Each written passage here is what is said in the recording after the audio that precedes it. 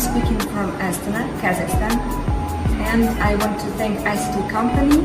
We have the whole production line from ICT company, and I want to thank ICT team and Andy, because he came and trained us for 2 weeks. And we have here PCB magazine, then fully automatic printer,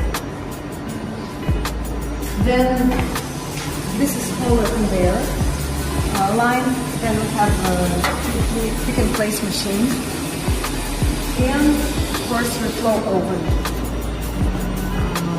I want to thank the whole ICT team for technical support and for training us on how to work on this equipment. And we still have a lot to learn, but Andy gave us basic knowledge. Also we have automatic optical inspection machine and selective